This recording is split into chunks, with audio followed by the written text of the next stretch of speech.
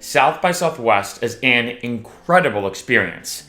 However, there is a right way to do South by Southwest and a wrong way to do South by Southwest. So in this video, I'm going to talk about the 10 things I wish I knew before going to South by Southwest. Number 1, stay close to the action. My best suggestion is to get your hotel, your Airbnb, wherever you're staying, around the Austin Convention Center. Around there's also 6th Street and Rainy Street as well. The reason why I say that is for the entire 10 days of South by, Austin is wild and crazy. So getting to and from the general area of Austin, like I said, around the convention center can be a nightmare. As you can imagine, if you get a place really outside of the convention center, it is gonna be cheaper, but you're probably gonna spend more money in Ubers and Lyfts going to and from the area, in addition to all the time you're gonna be sitting in traffic just trying to get there and back.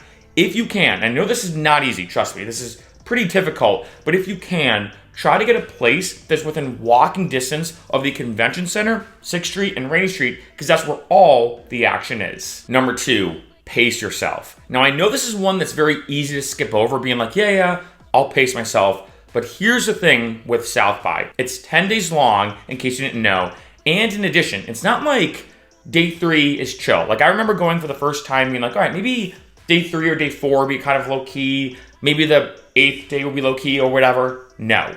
Every day is absolutely 100% to the max. And in addition, for almost all of these South by Southwest events, there's free alcohol. So as you can imagine, if you go to an event, you get a free drink. You go to the next event, you get a free drink. And you're doing that all day, and then you have to do that again the second day, and then the third day. It can be very exhausting. So however you want to do it, pace yourself. Just be ready for a very non-stop experience. Wear comfy shoes. I'm not joking. Make sure to get enough sleep. However you want to manage it, just make sure to pace yourself. Number 3, create a schedule. This is massive because when it comes to the chaoticness that is South by Southwest, there are literally hundreds of things going on for those 10 days. And the last thing you want to do is miss out on something that you just forgot about, whatever. So whether you want to have a personal planner to take notes, or let's say on the Notes app on your phone, I highly suggest any single time you hear about an event, you check out an event, and you're like, oh, this is something that I do want to see, make sure you put it in on your phone.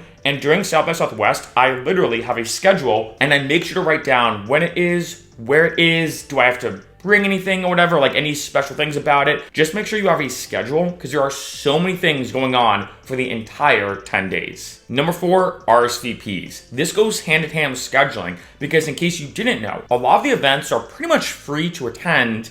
However, you have to RSVP in advance. If you miss that cutoff, you're not going to go. So I'm going to give you homework, and I'm not exaggerating. Make sure you check out as South by Southwest approaches.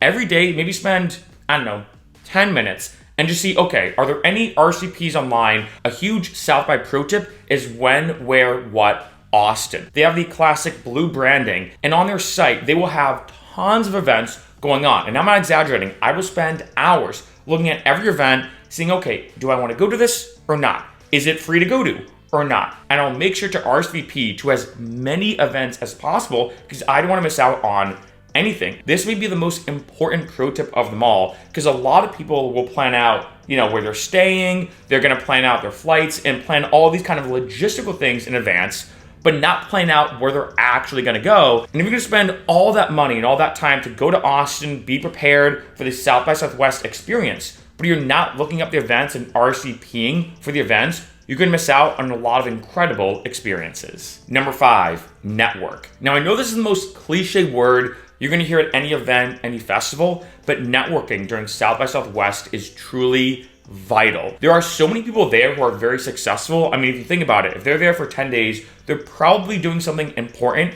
and you want to meet as many people as possible. My 2 best pro tips when it comes to networking is 1, always assume any person you meet is probably someone important. More likely than not, they are. And 2, it should be super straightforward, just saying, hey, you're looking to meet new people. During the days of South by Southwest, there's a heightened social connection, I'd say, during that period of time. So it's not weird at all for people to walk up to you or for you to walk up to somebody else saying, hey, my name's Mark, I'm a musician and a YouTuber. I'm just looking to experience South by Southwest. What's your guys' names? What do you do? And that's a great way to build a lot of connections. Number 6, get a portable charger. This one is pretty self-explanatory, but this is vital for South by because 1, in case you didn't know, when you're in a huge group of people, a lot of times there's no cell phone reception, so your cell phone is gonna die quicker. But 2, I'm used to going out and being out. Like, let's say if I leave my place at 10 a.m., it's not uncommon for me to basically go all day and get back to my place at midnight or 1 a.m. And especially for me filming all the videos I do about South by Southwest, in case you're curious, I have a video listed below in the description of my entire recap of South by. I'm doing a lot of filming, I'm texting people, I'm making new contacts. Your phone's gonna die super quick, and especially because I go out pretty much planning to stay out all day and sometimes all night, having a phone charger, it's super simple, but it's very important. Number 7, try everything. Now, during South by Southwest, there's just so much going on, and what you want to do is not only go to the events that you've RSVP'd for, but walk around and explore. For example, my first ever South by Southwest, I was walking around, I had like a few hour gap, I was able to experience the first ever Volkswagen VW electric bus. They had the world premiere at South by. I was able to try new White Claw flavors that hadn't been released yet to the public, and so much more. There are all these little pop-ups that sometimes aren't even like an RSVP type thing. They just show up at a random corner, like say by Rainy Street or 6th Street, or those kind of general neighboring streets, and you can just walk up, talk to them, see what they're about. In addition, Austin is one of my favorite cities in the entire country. So not even experiencing South by related things, but experiencing non-South by related things, or I might even say Austin things, is an absolute must as well. Like I mentioned before, Rainy Street, one of my favorite streets in the entire country. Same thing with 6th Street. Although I will say, 6th Street and Rainy Street, 2 very different vibes, but there's so much to do. Austin food, mind-blowing. There's just so much to do, and actually one of my favorite parts of South by is just, like say, having a few hour break and being like, you know what, I'm just gonna walk around for these few hours, just see what I see. Just see if I see anything new, anything exciting, anything interesting. Let's try out everything. Number 8, business cards. Now I know this is a bit of like an old school tip. You know, I feel like business cards are slowly falling out of practice, but they're a must-have at South by. The reason why is things are so hectic and chaotic.